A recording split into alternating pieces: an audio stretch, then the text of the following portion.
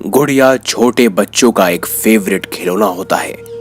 आजकल मार्केट में तरह तरह की गुड़ियों की भरमार है। हर एक बच्चा इन डॉल्स के साथ खेलना पसंद करता है, लेकिन ये गुड़िया अगर खतरनाक और जानलेवा निकल आए तो क्या होगा?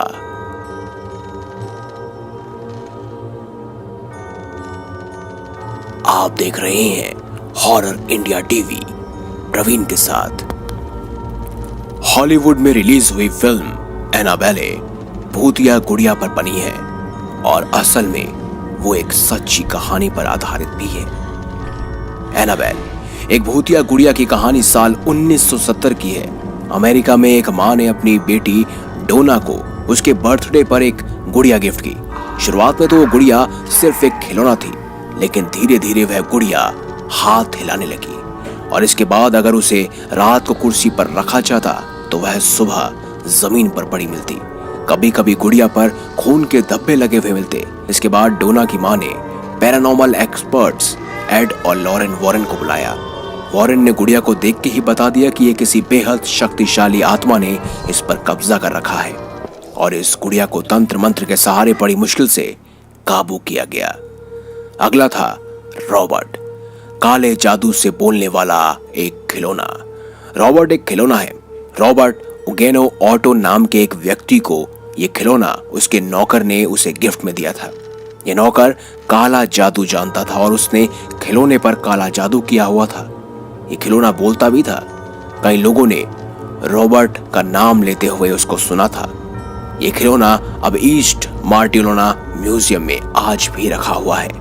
अगला है मैंडी, जो कि असाधारण शक्तियों वाली एक गुड़िया थी।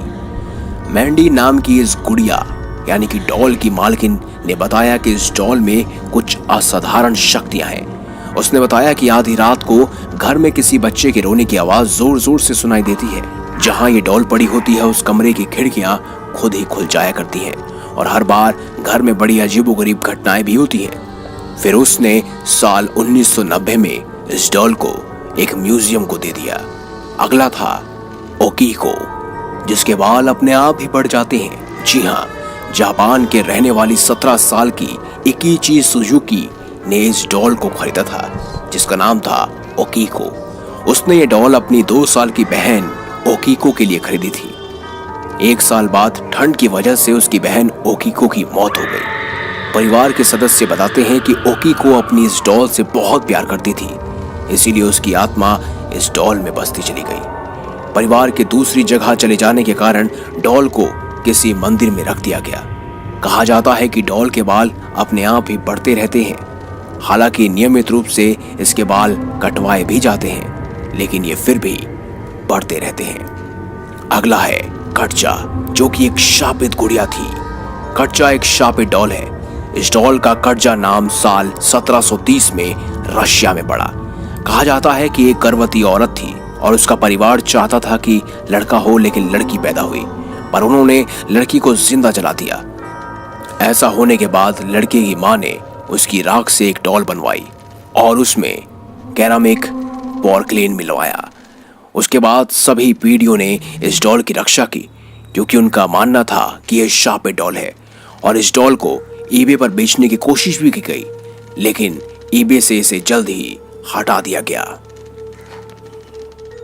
अब बात करते हैं प्यूपा की, जो कि असली बालों वाली एक खतरनाक गुड़िया थी।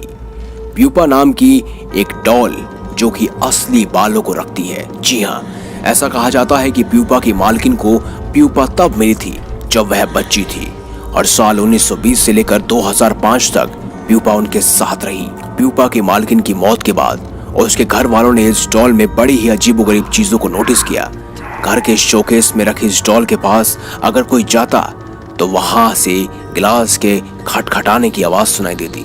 ऐसा लगता कि प्यूपा उनके हाथों में आना चाहती है। ऐसा लगता कि वह वहां से बाहर निकलना चाहती है। अगला है मर्सी, जब रेडियो अपने आप बजने लगा। जी हाँ, एक मर्सी डॉल जिसकी मालकिन थी शेरी, जो कि एक पैरानॉर्मल इन्वेस्टिगेटर है। उसने इस डॉल को ईबे सेलर के जरिए खरीदा था। जब से उसने इस डॉल को खरीदा तभी से उसने अपने घर में नेगेटिव एनर्जी को महसूस किया। शहरी बताती है कि एक दिन अचानक कमरे में रखा रेडियो अपने आप बजने लगा और एक दिन तो शहरी और उसके पिता ने इस डॉल को अपने शोकेस शेल्फ में पाया। अब बात करते हैं क्रिस्टीना की, जो कि फोटो में अपने आप ही जगह बदल लेती थी। जी हाँ, क्रिस्टीना के मालिक ने इसे ईबे पर खरीदा था। इस डॉल की आंखों में पैरानॉर्मल एक्टिविटी अपने आप दिखाई देती है। इस डॉल के मालिक बताते हैं कि जब वह कुछ ज्यादा फोटो क्लिक करते थे तो फोटो की श्रृंखला खुद ही बदल जाती थी।